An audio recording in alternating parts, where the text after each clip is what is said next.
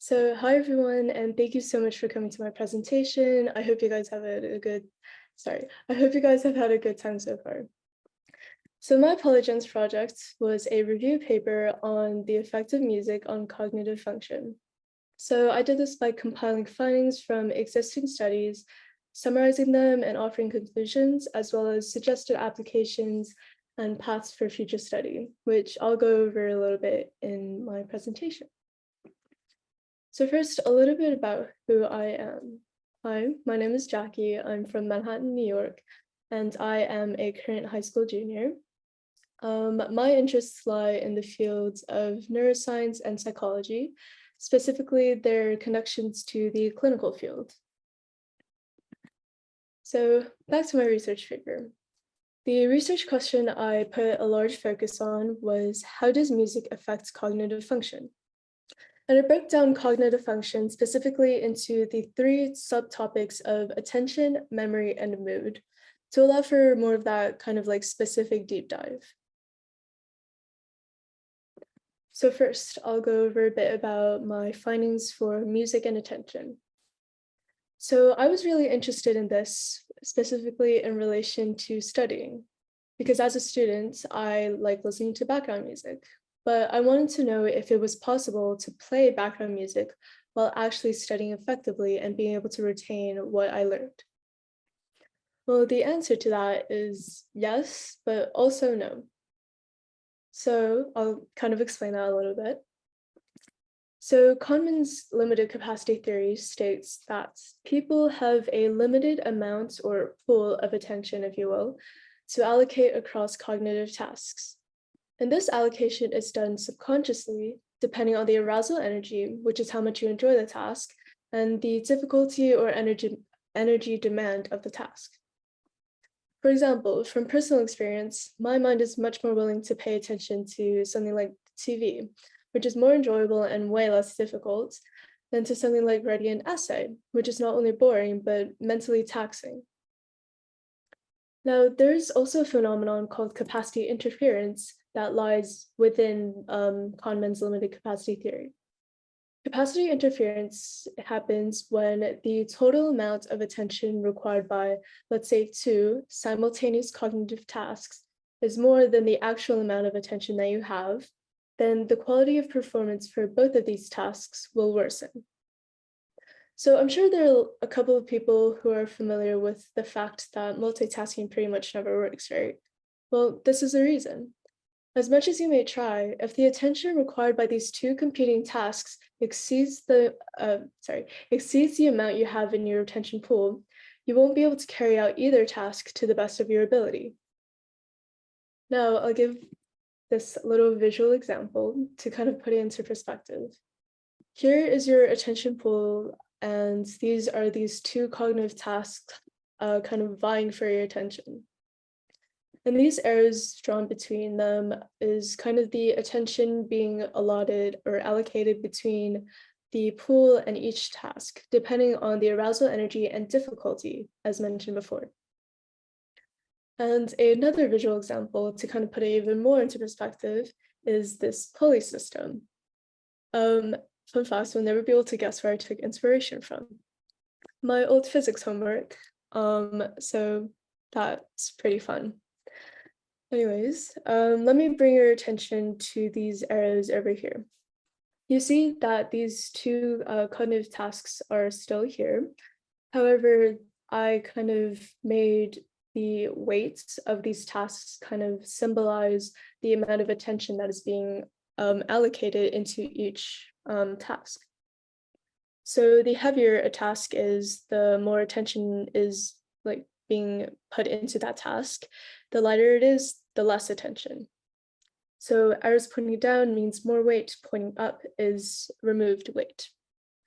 And you can see that the more arousal energy that a task has, more attention is being put into this task, and the more attention is being taken away from the other task, and vice versa. So you kind of see this bounce of attention between these two simultaneous activities. Next, another path down attention in music was observing studies conducted on participants, who are categorized by their levels of extroversion and how they reacted to auditory distractions. So basically, how does being an introvert or extrovert affect your attention capacity? This experiment conducted by Belojevic et al. Showed that extroverts tend to have better performance in noisy environments in the way that they were able to work significantly faster than introverts, who, on the other hand, had better performance in quiet environments. They reported that their levels of fatigue and concentration problems were more prominent when in a noisy environment. However, the accuracy of mental processes for both personality types were not impacted. Next, I'll move on to music and memory. So for this section, I researched it in relation to active recall. So for those of you who are unfamiliar, active recall is the recall of specific episodes or information being improved when contextual cues relating to the environment are the same during encoding and retrieval of memory. So some of you may be familiar with a phenomenon where if you chew gum while studying for a test, then chew that same flavor of gum during the actual test, you'll be able to better remember what you studied. So this active recall using music has the same principle. So the experiment that I read about was conducted by Smith et al., where the participants listened to a list of words and took part in 2 recall tests separated by 2 days. The independent variable that they changed was the music conditions of both recall tests. So there were 3 groups that were placed in the same conditions during both recall tests, and 6 that were not.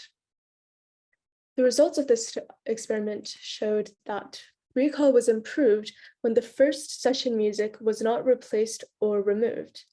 However, repeated quiet conditions had no effects as there was no auditory stimuli to begin with. And adding or removing music also had no effects.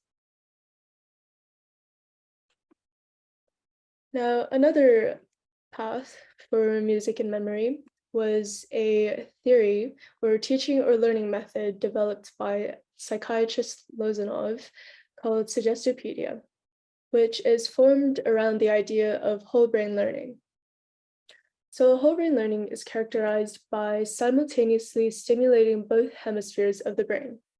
So you have your left hemisphere, which is responsible for language processing, logic and reasoning, and memory, while the right is for music processing and creativity. So suggestopedia induces a state of psychorelaxation, according to the psychiatrist Lozanov. And this state is also named a state of relaxed alertness. And during this state, there is an increase in alpha brainwaves. And this increase showed to improve focus and memory, keeping them more maintained and higher quality, as well as a reduction of stress and anxiety, and also elevated creativity. Some familiar examples of suggestopedia fall under a category of memorizing vocabulary using a melody. So you have your ABCs, the alphabet song, you have the periodic table of elements, and the 50 states of America in alphabetical order. And all 3 songs are great representations of suggestopedia being implemented. And lastly, I'll go over my findings for music and mood.